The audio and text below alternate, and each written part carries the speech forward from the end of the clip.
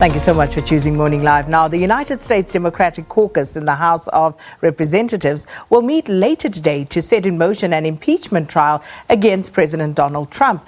Now, it will require at least a two-thirds majority of the 100 senators to vote to convict Trump on alleged transgressions based on two articles of impeachment, a high bar given the Republican control of the upper house. And if found guilty, Trump will be removed from office. Now, once the Senate trial begins, lawmakers are required to be present in Washington for proceedings scheduled to run every day except Sunday until the trial is finished. So for a look ahead at that and, of course, other issues in the United States and the United Nations, we're joined in studio by our correspondent, Sherwin Bryce-Pease, and with him is political analyst Jamie Mighti. Gentlemen, good morning, and thanks for coming through. Happy New Year to both of you. Good to see you, Sakina. I always look forward to this time of year because it's the only time he comes, apart from the packages that he so regularly sends us. Good to have you both. Yeah, but it's not like you don't see me. I do see you, but not in person, Sherwin. Well, here I am. Well, great stuff.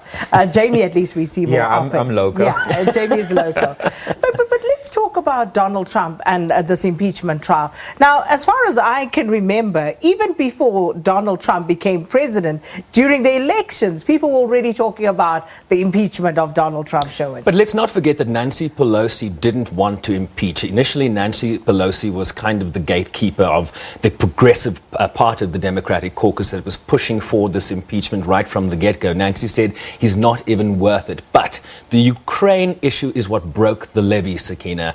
This abuse of power in terms of the articles of impeachment that were passed in the House last December, abuse of power and then the obstruction of Congress. That call, the soliciting of foreign interference vis-a-vis the Bidens, please investigate the Bidens, investigate the company that Hunter Biden worked for. That is seen by the Democratic Caucus as interference in the 2020 election. Why? Because Joe Biden at the time was the front runner and still remains one of the front runners to meet Donald Trump face to face in that 2020 election. What's going to happen in the days ahead? Later today in Washington, the Democratic Caucus is meeting to vote to move those articles to the Senate, and Nancy Pelosi will then appoint impeachment managers, essentially prosecutors from the House that will go to the Senate and make the case against Donald Trump. What does the president have in his back pocket? He will then also appoint people that will defend him, members of the White House Council, members of the Republican caucus to go in there and make their case as to why the president shouldn't be impeached. But as you correctly pointed out, 67 senators required, a very high bar. It doesn't actually require 67 to convict. It requires 67 to convict, but it could be 66. So he will still be tainted by that, but he won't then be convicted and removed from office. But as Nancy Pelosi clearly said the other day, the president is impeached for life. But let's talk to the objective facts on the table as to why this is not just an abuse of power that Sherwin touched on, Jamie, but also why this is not just about mere political games of the Republicans against the Democrats. What are the facts?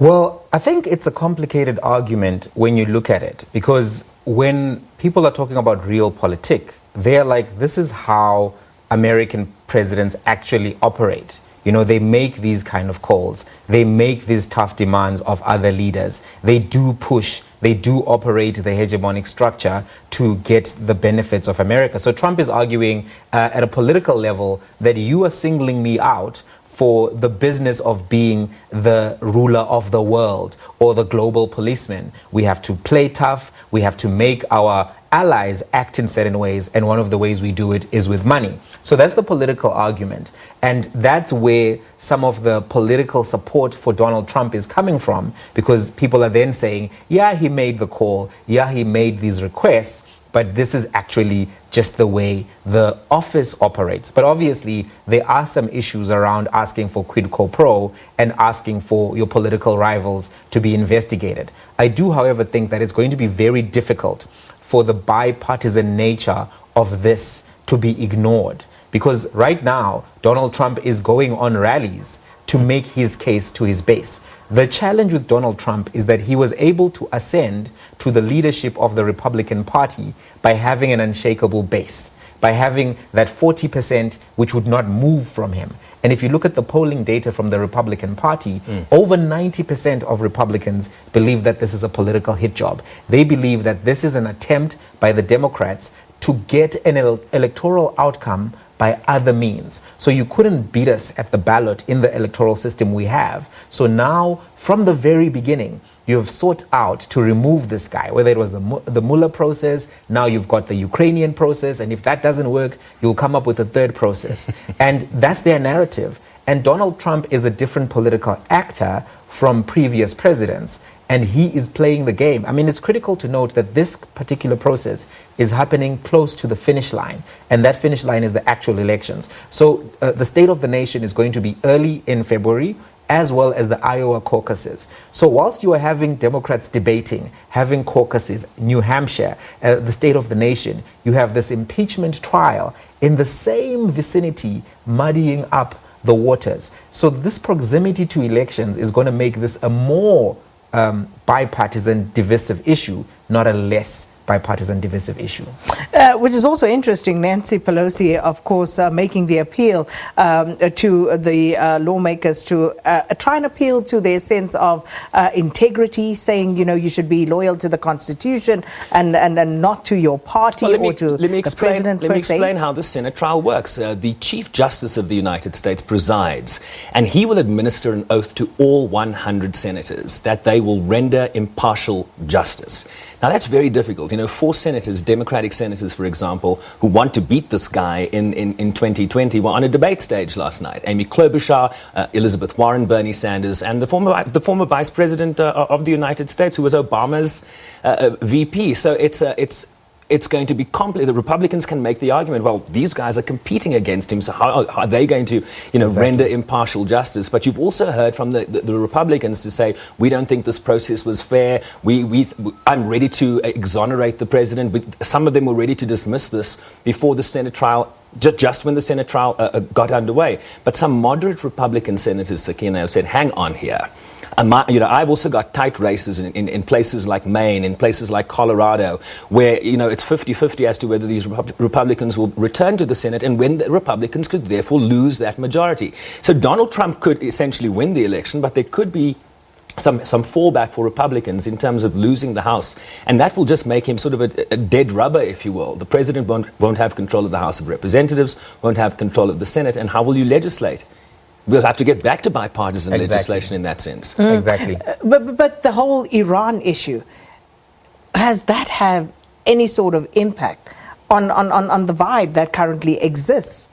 Well, I think it's weird because the Democrats have simultaneously tried to condemn Trump for going to the most extreme action, which obviously put the global community at jeopardy, whilst balancing that with the fact that the actors who were implicated on the Iranian side were not benevolent in their agenda in the Middle East. And sometimes they come across almost as if they support Iran and Trump is the true custodian of American interests. I think ultimately all of this has played to his favor because 1, he was able to get Baghdadi. Number 2, he was able to get Soleimani. And he'll be able to say, what I incurred as a cost in return was an empty attack on American bases in Iraq. But the Iranians, in responding, put themselves on a back foot because they took down the Ukrainian plane. And then they admitted to it and then protest ensued. So he may be able to make the case, not necessarily to the global community, because he doesn't have to persuade us. He just has to maintain his Republican base unshaken. And we still have 6 people fighting to be president within the Democratic Party. More than 6. More than 6. 12. It's getting messy. 6 that made the debate stage. Exactly. 6 on the debate stage, but you still have a lot of people still lurking outside of the debate stage parameters. You've got Andrew Yang, you've got Bloomberg, several others. So the point I'm making is the Democrats are going to go downstream, still divided, still fighting. Trump is going to be able to say, I killed bad people in the Middle East. I don't agree completely with that because there has been some pushback. We've seen Republican senators break ranks. Tim Kaine, who was Hillary Clinton's VP nominee, introduced a Iran war powers resolution in the Senate that has 4 Republican senators that have broken with the party to back it. So it will pass the Senate. If it doesn't obviously reach the 67 senators, it doesn't have a veto block on the president, but it will still send a message that people in this country do not agree with what they view as a reckless act. The president and his team have struggled to explain why there was an imminent threat from Soleimani. Of course, you're absolutely right about that. And the narrative has shifted. And there was a poll that came out recently that said 53% of Americans believe that the actions of this administration are reckless. So I think here you actually have a window for the Democratic Party to say, what was this based on? And keep hammering away at it. I don't think he just escapes scrutiny on this. So my pushback would only be that Donald Trump doesn't care. Well, he said so. He said it doesn't matter, right? Exactly. He cares about how he's viewed by his base. And his messaging to his base is, I'm tough and I'm tougher than Obama. But don't forget that there was an election 2 years ago where there was a blue wave. And so we don't talk enough about that blue wave because Donald Trump is so loud on Twitter every day. And so we're overwhelmed by his rhetoric. But there was a repudiation already. There is an example of that already. And we might see that example in this election. I'm not saying it's going to happen, Jay. But look, but I'm saying it's possible. I think everyone hopes you're right. But we've also seen that this guy is a different political animal. And in fact, even though he's not as sophisticated as Boris, he does understand his base and he understands what they're looking for. But his base is not enough to elect him. Of course, but it's enough to get him in a way across the critical states where he may need the votes, like Wisconsin. So, if I may... Sakina's still here. Sakina's still here. Sorry, Sakina. Just, in the interest of time, because I want to move to the United Nations, sure. What are the chances, what's the likelihood of Donald Trump actually being impeached? Sherwin? Well, he's impeached. He's impeached. The trial going will he be against convicted him? is the Will question. He be convicted? No, it's a very That's high the bar. Question.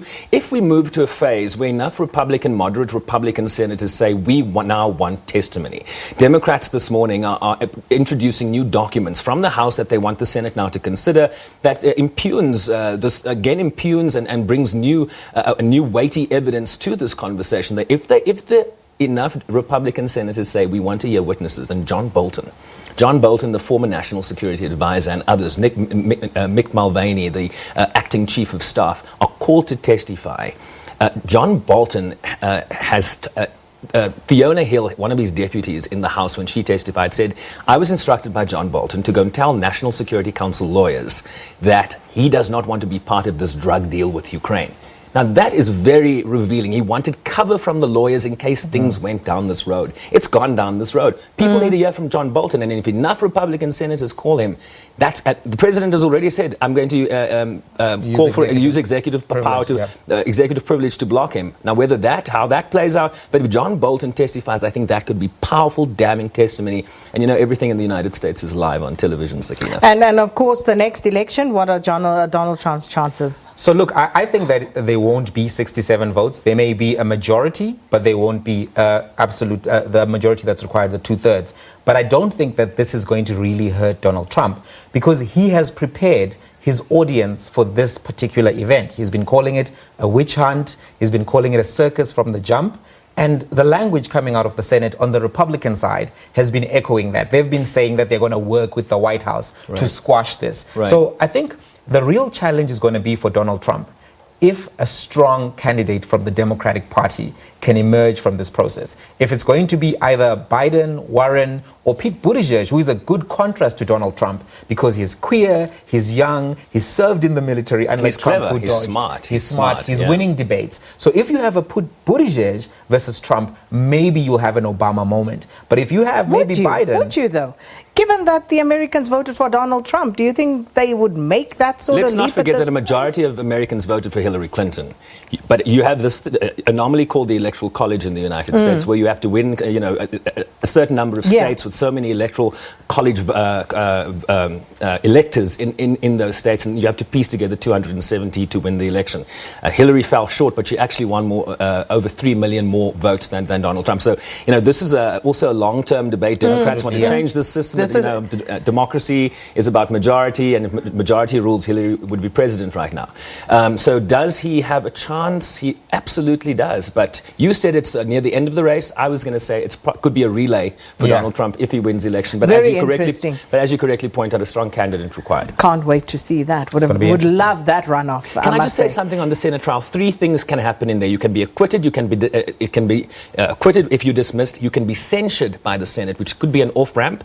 Or found guilty. So that's We'll wait and see. Not long now to go, but I think most people have their monies, one way already, given the composition of the House. But just very quickly, Sherwin, with regard to the United Nations, what's on the diary there for this year? Well, it's the UN 75th anniversary, Sakina, so I don't think a lot to celebrate. They'll probably talk about the fact that we haven't had a great world war since its inception in 1949, 48.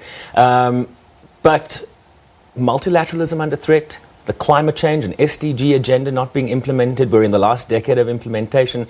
The United Nations is facing a budget crunch at the moment, so it's a very difficult time for this organization when it is needed the most. So, unilateralism versus multilateralism, reform of the Security Council and the organization. You know how long we've been talking about that. We have. And 75th anniversary, will there be reform? I don't know. Doesn't look likely at this stage. But I'm going to leave it there. I could speak to you guys forever, but unfortunately we have to go to news.